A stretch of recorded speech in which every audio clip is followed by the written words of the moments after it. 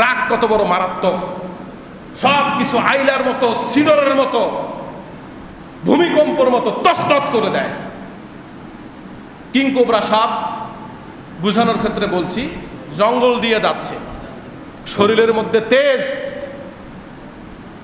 বিষক্রিয়া শরীরের মধ্যে, সবচাইতে শক্তিশালী সাপ, অন্যান্য সাপকে খেয়ে ফেলার মতো ক্ষমতা রাখে এই কিং কোবরা, ঠিক না?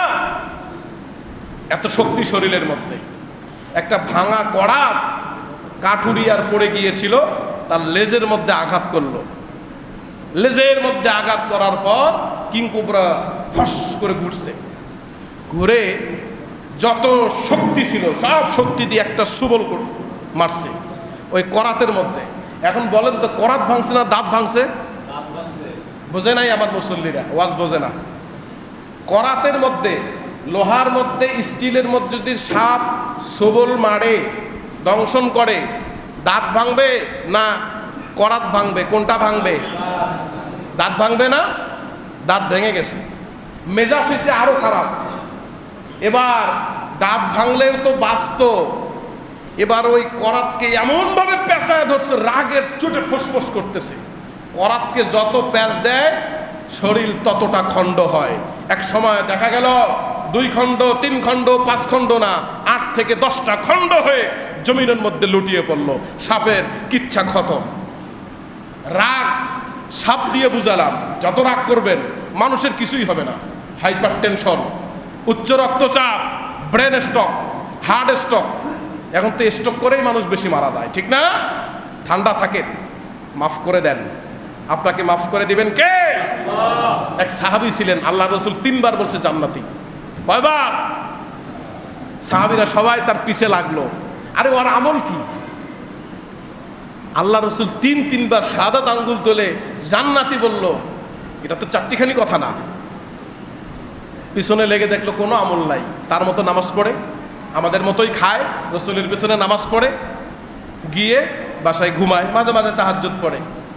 তো একদিন জিজ্ঞেস করলো কৌতূহল হয়ে, ভাই তোমার আমল কি? আল্লাহ রসুল কেন তোমাকে 3 বার জান্নাতের কথা বললেন? কি তোমার আমল একটু জানতে পারি?